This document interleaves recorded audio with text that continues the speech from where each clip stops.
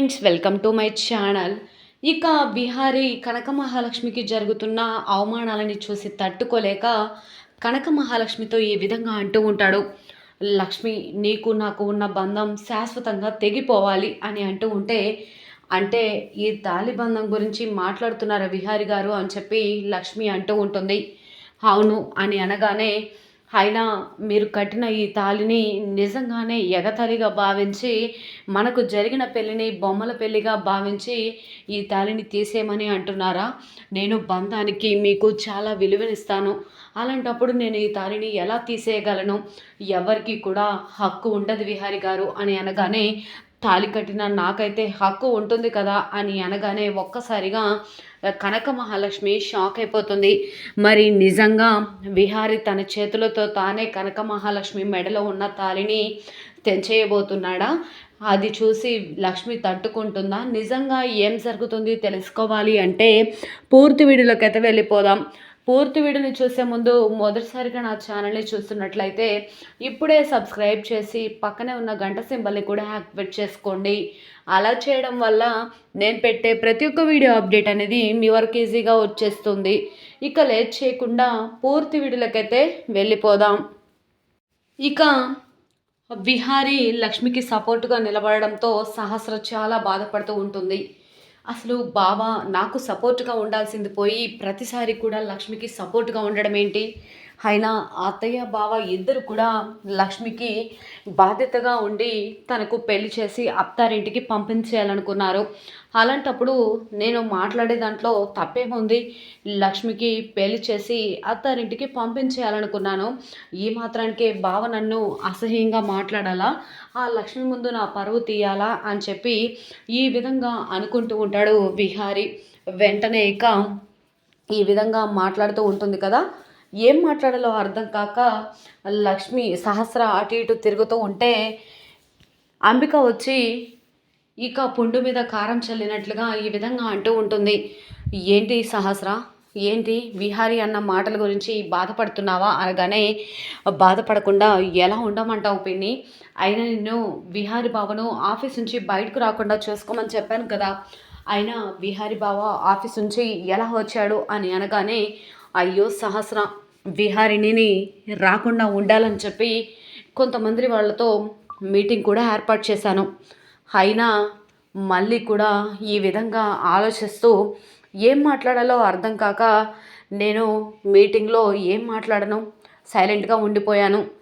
కానీ జరిగింది ఏంటంటే, ఆ పండుగాడు ఆఫీస్కి వచ్చాడు. వాడొచ్చి లక్ష్మికి పెళ్లి చూపులు జరుగుతున్నాయని చెప్పాడు. ఇక విహారీ ఒక్క నిమిషం కూడా ఉండకుండా నేరుగా ఇంటికి బయలుదేరి వచ్చాడు. అందుకే లక్ష్మికి పెళ్లి చూపులు జరుగుతున్న విషయం పండు చెప్పడం వల్లనే విహారీ ఇంటికి వచ్చాడు తప్ప నేను విహారిని బిజీగా ఉంచడానికి ట్రై చేశాను అని ఈ విధంగా అంటూ ఉంటుంది అంబిక.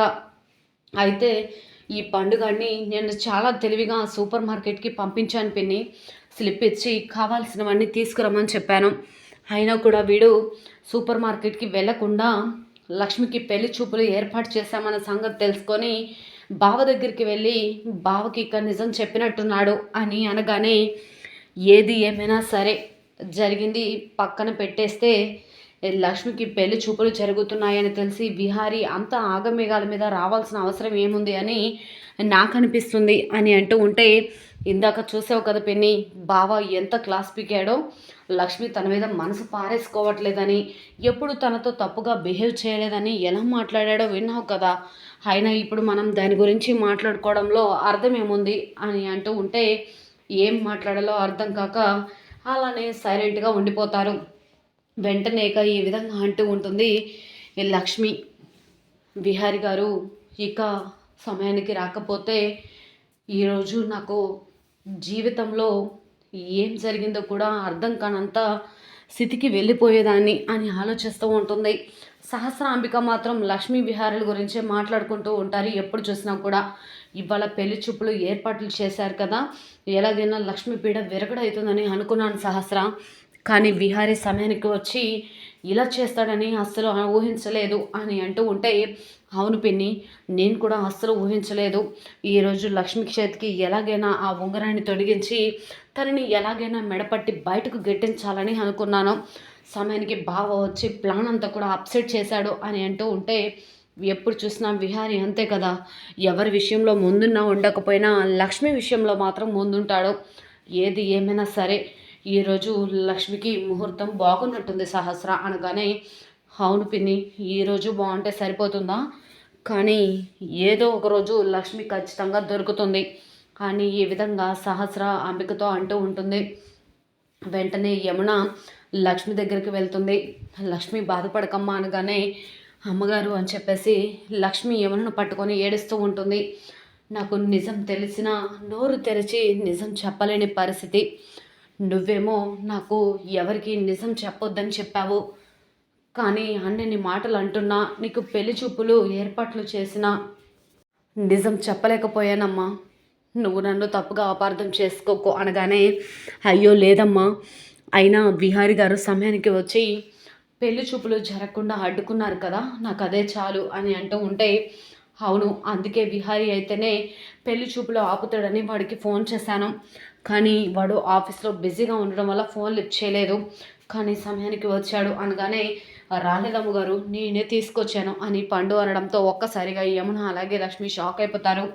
ఏంటి పండు నువ్వు అనేది అనగానే, అవునమ్మా, నేను సహస్రమ్మ గారు ఇక నాకు సూపర్ మార్కెట్కి వెళ్ళమని చిట్టి ఇచ్చారు, ఆ చిట్టి మర్చిపోయి సూపర్ మార్కెట్కి వెళ్ళాను. అప్పటికి లక్ష్మమ్మకి పెళ్లి చూపులు ఏర్పాట్లు చేశారు. లక్ష్మమ్మ ఏడవడం చూశాను, చూసి తట్టుకోలేక వెంటనే విహారీ బాబు గారికి ఫోన్ చేస్తే విహారీ బాబు గారు ఫోన్ లిఫ్ట్ చేయలేదు. ఏది ఏమైనా సరే అని చెప్పేసి వెంటనే ఆఫీస్కి బయలుదేరాను. ఆఫీస్కి వెళ్ళి జరిగిందంతా కూడా విహారీ బాబు గారితో చెప్పాను.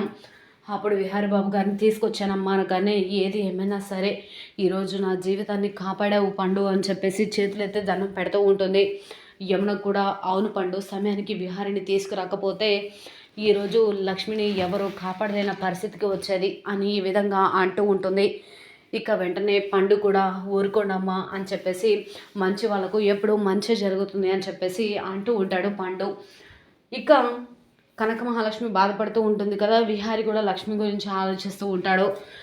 లక్ష్మి దగ్గరికి వచ్చి, లక్ష్మినితో కొంచెం మాట్లాడాలి అనగానే, ఏంటి విహారి గారు చెప్పండి అని అంటూ ఉంటే, అది ఇక నువ్వు నా వల్ల సంతోషంగా ఉండలేవని అర్థమైంది, ఎలాగైనా సరే మన బంధం ఇంతటితో ఆగిపోవాల్సిందే అనగానే, అంటే ఏం మాట్లాడుతున్నారు విహారి గారు, మీరు నా మెడలో కట్టిన తాళీ బంధం గురించి మాట్లాడుతున్నారా అనగానే, అవును, వెంటనే ఆ తాళిని తెంచేయి అనగానే ఒక్కసారిగా లక్ష్మి షాక్ అయిపోతుంది.